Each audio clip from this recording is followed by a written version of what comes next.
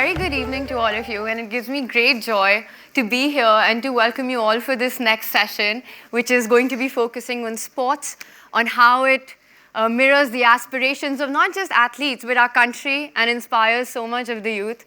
As an athlete, as a chess player, we live and ride the roller coaster of winning and losing. But sports goes way beyond that. It goes beyond the arena, it goes beyond the field. For me, it goes beyond the chessboard because it's really a tool that bridges gaps. It's a tool that breaks barrier. It's inclusive, it empowers.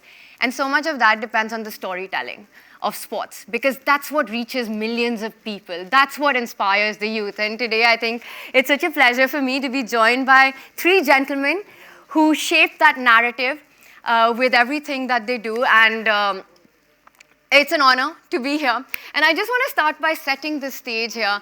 I'm going to leave this question open to all three of you. Vimal, maybe you will take this one first. Sports, it goes beyond competition, It's about human capabilities. And we see so many of these stories that are shaped by films, by literature, by media, by books. How do you think, in your personal experience, how have you seen sports inspire people? What role does it play in bringing about social change and mirroring the ambitions of millions of Indians? So from my personal experience, I used to play football for my school, and I was the school captain. And like all of us, we play all games. If you're good in one game, you're supposed to be good in all games. So, and there was a movie called Hippie Phurre by Prakash Jha. We used to go and watch those kind of movie and make heroes out of that. So, to answer your question, I would like to quote Mr. Nelson Mandela, who said, yes, sport has the power to change the world. Yeah. And like this, no other thing can change the world like this. And also, we have been seeing all across the world, not only in India, the sport has the power to brand also, the fastest and the most powerful way. But I was talking to Nandan before we started. In India, there is a friend of mine in IMT who has done a research on Indian sport, and he has raised a question. And the sports literacy in India, I'm talking about literacy, not knowledge. Sports literacy in India is just 6%. And amongst girls is 3%. So, and again, the modern journalism, besides social media and all, sport is dying down. In my channel, we used to have 30 people at one point of time. Now we are just 2. And I'm talking about NDTV. So all other channels, you can say, we show some sporting stories like cricket and all, when we win, but not all stories. Now you people have started, like we showed Olympiad, and we called lots of chess people and all, chess grandmasters. You did not come, of course. So like that, we are trying to do change, but sports stories are not being told. Enough stories are not being told. Then the format have also changed, but we need to tell stories. Why? You people can answer. Why do we need to tell stories to the younger generation? It's interesting you say that, because like you're saying that media has these challenges of telling these stories. As an athlete, I can say that there is no better time to be in sports, to be a sports person than today. The support that has come in, everything. After winning the Chess Olympiad, we had the opportunity to meet our Honorable Prime Minister, and I can say this, as a sports person, meeting Modi sir was inspiring beyond measure. And as a human being, it filled me with so much national pride. His love for sports and how he sees that as a tool to bring the country together, that was an incredible experience for each one of us in the Indian team. And I want to come to you on Neeraj on this, because, to Vimal's point, that while we see this big boom in sports, today children grow up not saying just we want to become a doctor or an engineer. They want to do that. They want to go into the entertainment industry. They want to become astronauts, but they also want to play for the country. That has become so much part of their psyche. How much of a role does storytelling and content play? And how can we sort of deal with this challenge that Vimal just said, that, cricket, yes, it's an easy sell, but how can you tell these other incredible stories from sports? Yeah, so the biggest problem is cricket, and the biggest solution is cricket, We follow cricket, But cricket is taking over everything. That is the challenge for other sports. We all know that, right? Coming to the question, I started as a cricketer, but that time in the parents were not like this time, where you say that you go and play cricket or whatever you want to do. That time, पढ़ोगे लिखोगे बनोगे खराब, kind of slogan was there. पढ़ोगे लिखोगे तो बनोगे नवाब, खेलोगे धूपोगे तो होगे खराब. That kind of slogan was there. But we all struggled through that. I think Vimal, me, we all started as a sports person, but could not finish, at national or maybe, state level. The biggest challenge for every sport is to have heroes. Yes. If you don't have hero, nobody is going to support that sport. Sania Mirza won so many, trophies, and then every little girl was, with the racket playing tennis. But suddenly there was no one to, carry it forward, and suddenly it's gone down. We don't have. I'm not saying that current sports persons are not bigger, but you need to have Sania Mirza, Sachin Tendulkar, Virat Kohli to have following, as well as if you want to increase the number of, this time we haven't won so many medals, right? But last time, if you compare that, the flow was on. We might be losing because we came fourth at some point of time. We missed by a kind of, So my point is that you need to have heroes, and we need to create those heroes, not by felicitating them or after they win something. You have to provide them earlier, before they start. Giving 5 crores after winning the medal is not going to work. You have to be, giving it them beforehand. I mean, when they really need it. And it's fascinating you say that, because I'll share a story for me. Coming from Delhi, जब मैंने शुरू किया था दिल्ली में chess था ही नहीं कुछ. There was very little support. There wasn't. Sports was also seen as a supplement to your academic life कि आगे जाके college में admission होनी है, which has over the years really transformed. Now it's an alternative career option, But it was a simultaneous, and I still remember City Fort Auditorium mein Vishy Anand had come, and they had chosen 10 kids from Delhi to play a game against him. I was the only girl there, and just seeing this legend in front of me, of course, I lost that game in 20-25 moves. I was 8 or 9 years old, but मुझे लगा यार बड़े होके इनके जैसे बनना है. And that is such a big impactful moment. Speaking of, getting to the top, so much of that also depends on the grassroots, right? Because it's a pyramid. The bigger the base, the higher you go on it. And as Nandan, someone who's a leader when it comes to sports policy, lawmaking, and plays such a big role in that, what can be done to take the benefits of sports, to build this sporting culture at the grassroots level? And has there been a particular policy that perhaps you can break down to us that you are extremely proud of, that has been a game changer in the country? That's a great question, Tania. I think you ask hard questions on the chessboard, now you're asking them here. But what is it about sport that is exciting? It's actually it gives us space for our individualism, but also builds a notion of collectivism. So we're doing things for ourselves, but we're also placed in a particular context that makes that achievement possible. So you are an individual athlete, but you're also created by your surroundings. And I think there's an opportunity to take pride in an individual achievement as a collective. And that's why these stories are important of, in some sense, achievable success. Sometimes the great athletes of our time can feel very unachievable. Their achievements are so far away from our daily lives that connection between the athlete and the common person is broken. But I think storytelling bridges that gap from elite to grassroots levels. And when you look at a larger scheme of how we aspire to the Olympics, how we aspire to host large events, it's actually not just about those 2 weeks. It's about the build-up, what happens after, the legacy. And such a large part is telling the stories of our heroes to young kids at the very early stages of their career. And for me, one of the concepts which is key is that notion of ignition, which you talked about. You met Vishy Anand. The scale of your aspiration possibly went up on that day, a long journey to play. But I think that ability, not everyone is going to have that chance to beat your hero like directly. But I think storytelling, using the different media that we have today, just building those early notions of it's possible for me and it's worth aspiring to. That moment of ignition for young people to aspire. Why does this matter?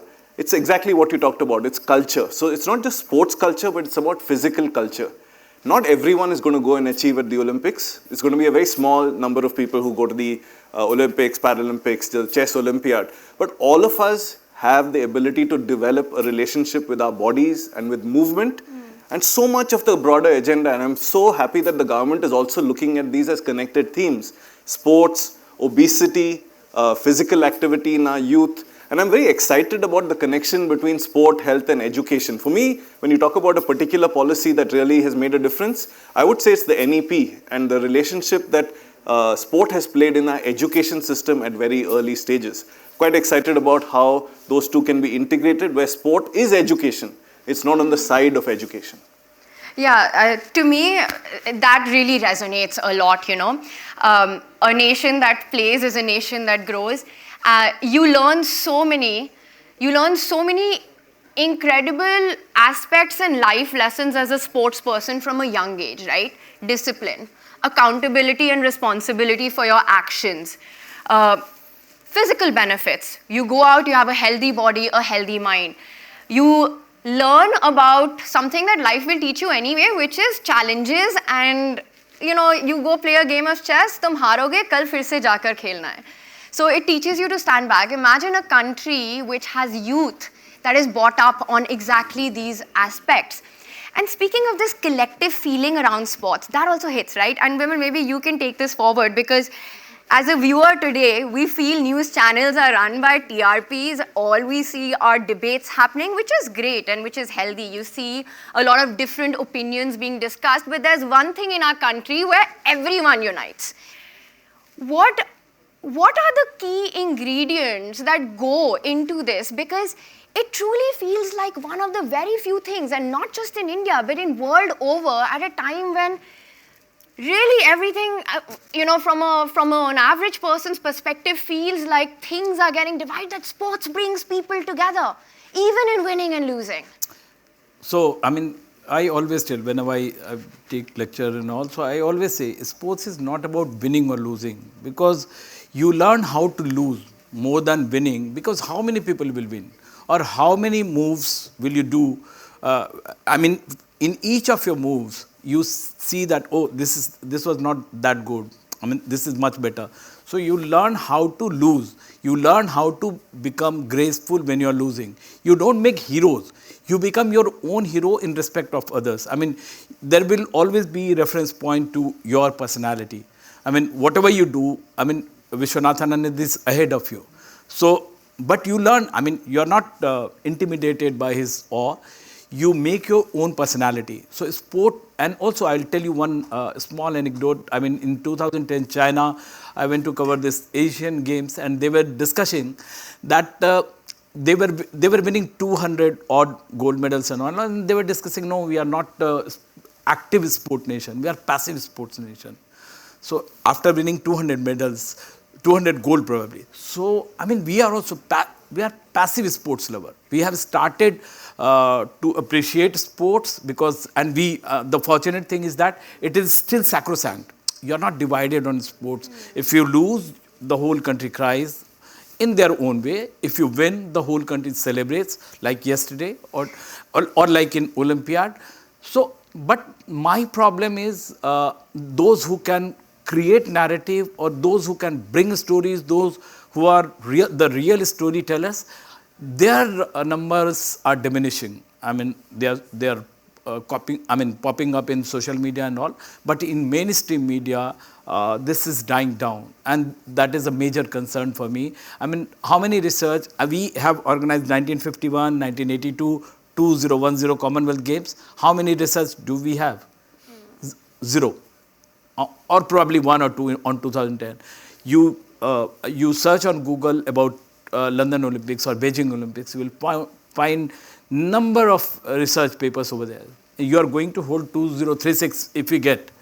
So your success will not, or your legacy will not being, I mean, it will carry forward only when you do good amount of research, good amount of studies. I mean, sports is academics. It's not, I mean, you go to the ground 4 hours and then everybody says, no, you see the boxes when you, I mean, how, even the journalists, they say, kaun jeetega? Are, India में रह रहे कौन बोलेगा कि पाकिस्तान जीतेगा?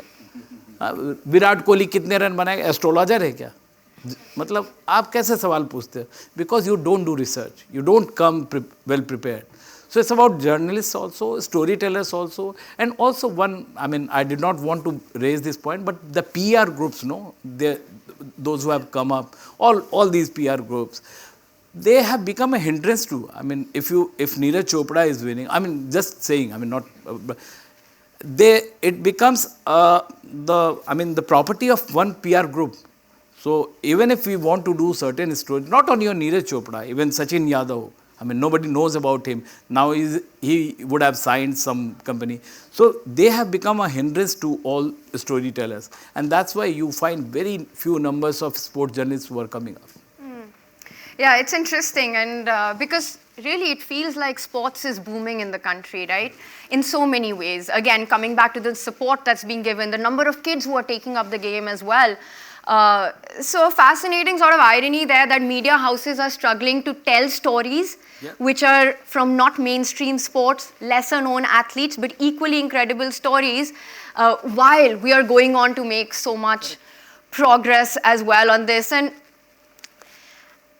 I think I you know, for me as somebody who is a sports person, to think about what would be a dream that we can bring sports. You know, you spoke about 2036, hopefully we'll host the Olympic Games, but I look at 2047 Viksit Bharat and the role that sports can play in that, you know, can be a tool to bring about the social change, because the pillars around Viksit Bharat, right, it's so much to do with women empowerment, youth empowerment, empowering the underprivileged as well, of course our agriculture sector. And in I think each of these pillars, sports can play a role. Champions will be few, but the benefits can be enjoyed by everyone, right? As Nandan, to your point as well.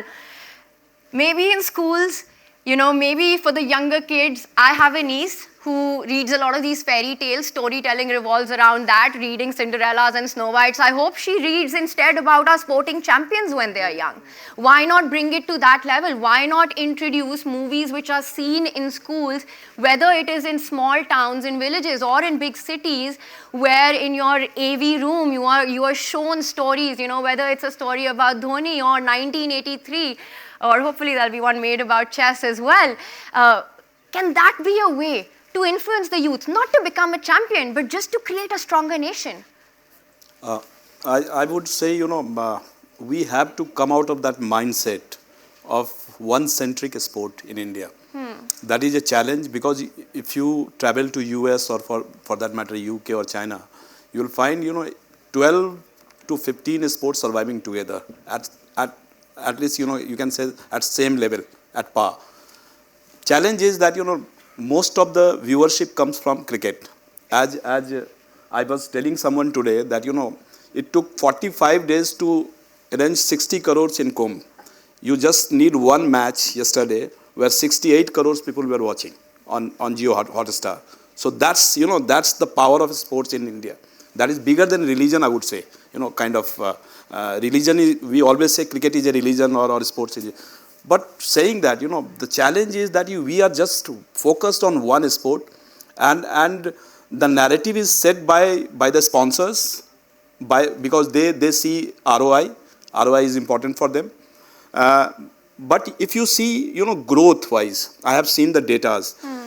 Cricket used to have 92% maybe 2 years back, the viewership overall, 8% for other sports, which includes everything, including pickleball now. So point is that, you know, that has decreased. Nobody is talking about that. You know, the cricket has come down to 88, 87%. The growth of 8% to 12% is nobody talking about. That we need to discuss. That will give you, you know, kind of image that, you know, these sports are working well in India, like chess. One event and Gukesh is everywhere. I saw your video as well, you know, waiting at the restaurant talking about chess. So chess is the new game, you know, and we have a lot of things which we can do to increase that level. You know, we are doing well. I think we don't need to. But I have a question for you. Yes. Do you have the same level of sponsorship on chess like cricket or? So I'll be honest. I think I don't think as an athlete one should think like that. I love cricket. I love watching cricket. I don't play cricket. I can't play cricket to save my life. Yes, sometimes it's felt that, there is this one sport that gets so much, but I also find it aspirational. I also think that, watching the magic of sports, whether it's football in Europe or whether it's cricket in India, whatever talent another sports person, another athlete, a young boy and girl has, it inspires them. These sports stories, it doesn't matter which sports you're from at the end of it. And now I think what is also happening is that the sponsors, the support system, the government with their programs is supporting other sports as well. Yes, 10, 15 years ago, it was difficult to be from a non-mainstream sport, to be from a non-Olympic sport. But again, I think today, if you have the hard work, you have the skill, and you're performing, no better time to take up sports. It's a difficult life. It's not easy. To be at the top, to make it at the top, very few make it. And it reminds me actually of this recent... Personally, I really enjoy conversations and different point of views on a topic. And we had this interview with Pulela Gopichand sir recently, right, where he said that if you're not from a rich family, maybe you have to think twice about getting into sports, and parents should think twice. And he makes a point about it that, how once you retire from active playing, very few make it to the top. Once a sports person retires, what are they falling back on? They have dedicated so much of their life to the country, to playing for the country. And I was thinking about this, and I was actually quite torn about this aspect. Because Nandan, the beauty of sports is that few make it to the top. If it was easy, everyone would be doing it. And yet, how can we bridge this gap where sports feels like a career option and not a risk, not a gamble that you're taking at a young age? How can you make it something that feels feasible to put in that hard work, to put in those years, to put in those financial requirements? If you're not a cricketer, like you said, you're going to struggle with some sponsors. How can we change this psyche and bridge that gap that it doesn't feel like a big risk you're taking? Because this article, I think it's got some points, but I also feel that everyone isn't supposed to make it in sports, and that's the beauty of it, just how difficult it is. Absolutely, and I think that's really well put, Tania, because the essence of sport is actually that more people will fail than the ones that succeed, and that is just the way of sport. The question is, how do you keep people in the quest while that filtering is happening? One of the largest issues we have in sport is dropout. Now, dropout is not necessarily a bad thing. You want a certain type of person to drop out. If everyone continued to play, not everyone's going to make it to the national level, but you want your best athletes to continue. So how do you keep the hunger alive while still supporting that journey in some sense? So in some sense, if you set up schemes which provide too much support, you keep people in the quest longer, where they possibly should be dropping out and doing other things. And sport leaves you better off than when you started at all points of time. At the same time, if you do not provide adequate support in that, I would say 15 to 22 age group, you possibly will start having people drop out for the wrong reasons. They're talented, but unwilling to continue with the risks. So the question for me really is, as we build this ladder, and I think we're doing a fabulous job at the top with multiple schemes like the top scheme. We have now the Khelo India scheme, which actually brings you lots of event opportunities. But I feel like some of the other countries have figured out this holding age between 15 and 22. When many people drop out of sport, there's a huge gender disparity as well. Many young girls stop playing sport at age 13. 15 is another dropout age when you have your exams coming up. So the choices being made, can you ease them out? Can our college system get a little bit better and more open to athletes participating and actually playing? Right now it feels like a little bit of a binary. Either you're studying or you're playing high performance sport. So how do we, for example, the NCAA system in the US keeps athletes in education? Many will drop out and all of them end up with a college degree at the end of it. So what is our holding pattern from age 16 to 22? I think is a question that we have to think about very carefully. Giving enough security, giving enough what I call off-ramps. If you stop playing sport, all the benefits of sport have accrued and you have chances to get into doing other things. There might be careers that are allied to sport. So someone might be playing chess, they stop playing, they could be a chess coach, they could become a chess commentator. We've seen wonderful people actually run entire YouTube channels and make a good living of teaching chess online even, or even just commentating on big events. And there are other careers which I feel that are going to be benefited because you've been an athlete. It could be where the physicality of being an athlete is valuable. It could be your ability to problem solve, work in teams. There's some very fascinating research in the US which showed that over 85% of women CXOs had played at least college level sport. So it's actually developing leadership skills which perhaps we are not capturing well. So I'd say looking at that teenage group and how do you capture the people who are falling off and who need to fall off, and creating in some sense career guidance and opportunities to stop playing sport and use the sport benefits in other areas. And the ones who are destined to play, providing that adequate, I would say, hand-holding, keeping that hunger alive, but providing enough support that it isn't a choice you have to make to step out.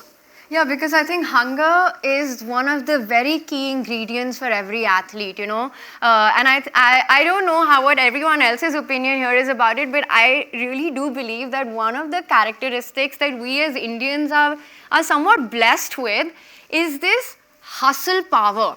That करना है from a very young age, you know, बस जाके पकड़नी है तो भाग के पकड़नी है, क्योंकि स्कूल कैसे पहुंचेंगे. Waking up early, it's not a problem. Even when I go play outside, you know, when we've got these early morning rounds, it's a bit of a hassle for players from other countries, but for Indian players, it's never an issue because they are sort of born and brought up with these discipline, this, this ability to do it every single day of their life. And I think that's one of the reasons why, yes, Neeraj. So the same thing, I would like to tell you the story of Virat Kohli.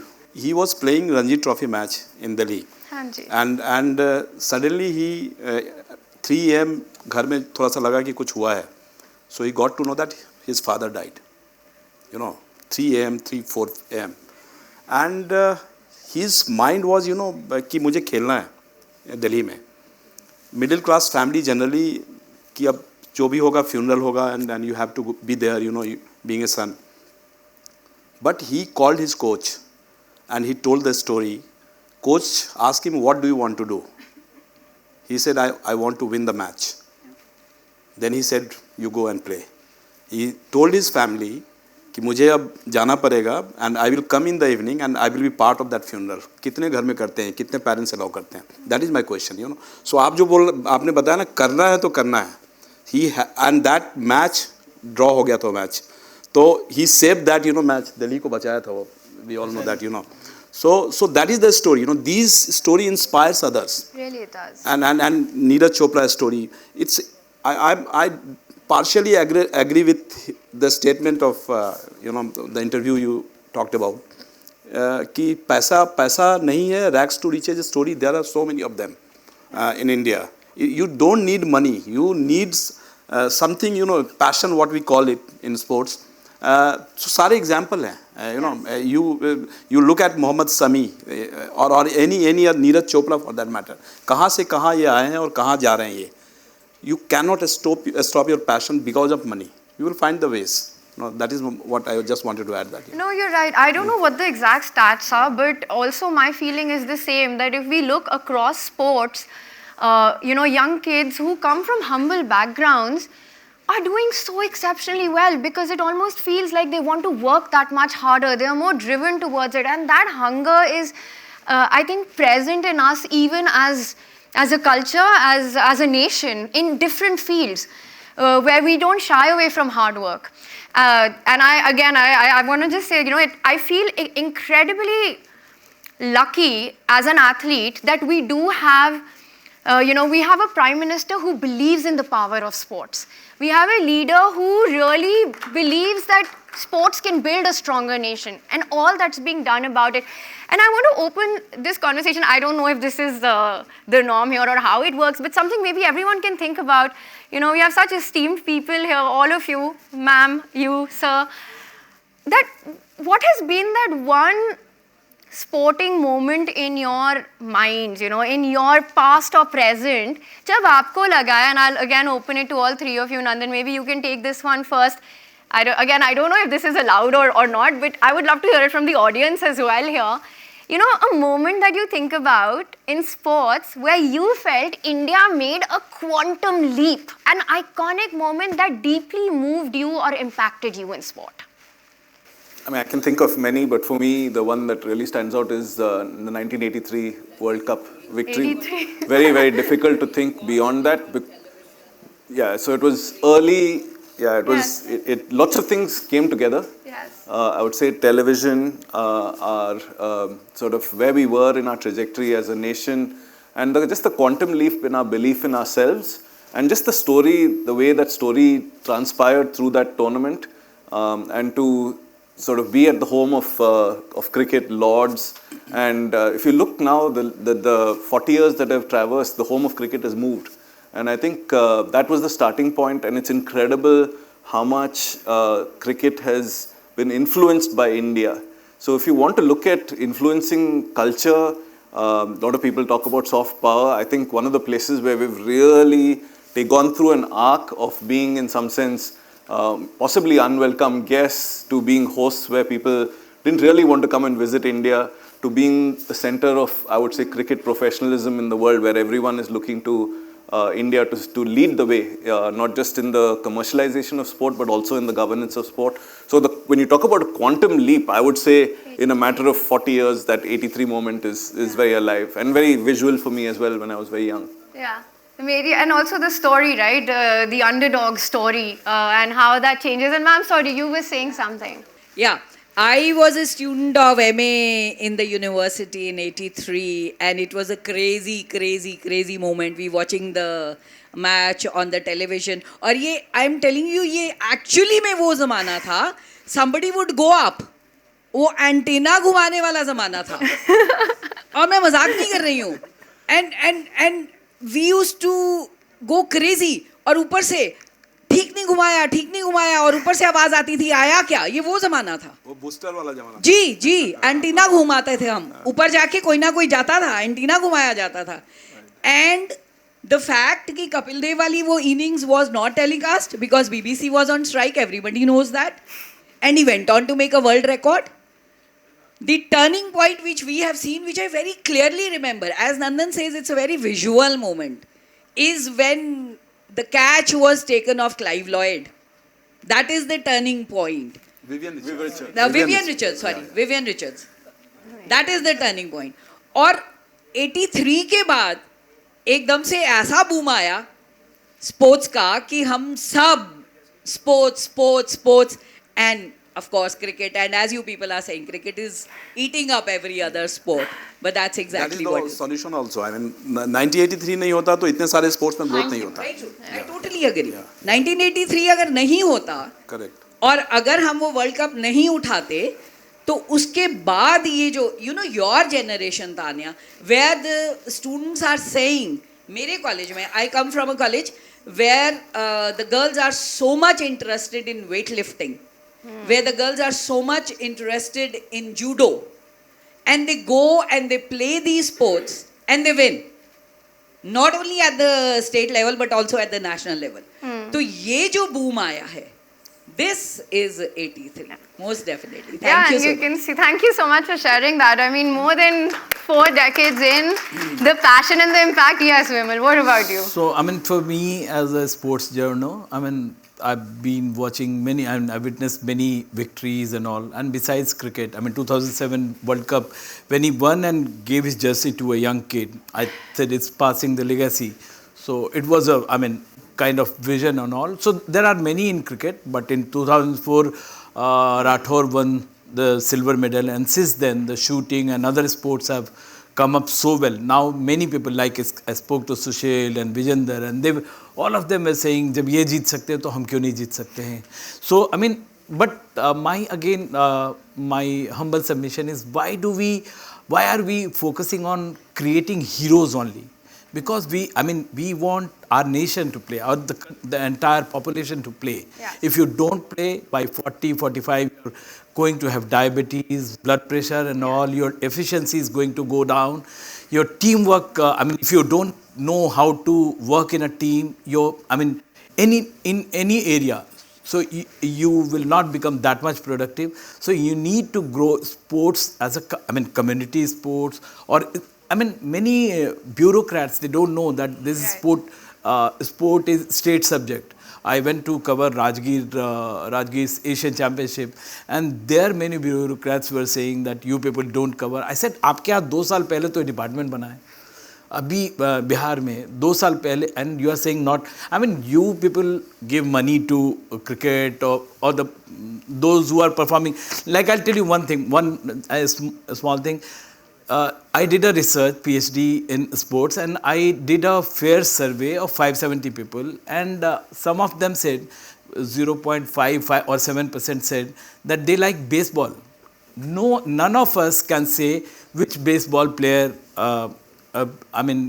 which is a baseball hero in India. I know only one, Joe DiMaggio, who used to play for America. So, we are talking on false research, false data, कि नहीं कोई cricket ही देखता है. How do you know? Who have done research? The PR agencies or the TRP agencies who are fudging data. So, you need to have proper research. You need to have many storytellers. 1983 changed the whole India, into a sporting nation, kind of. Second, visually, broadcast wise, Dhoni hitting 6 in the second World Cup, 2011. That was the moment, when we shown the world, we are the hero. So that started with there and finished here somewhere. So maybe in Champions Trophy we'll have another after 4 days. May I now request Shri Kunal K, Joint Secretary, Ministry of Sports, to kindly present a memento to all our honoured guests.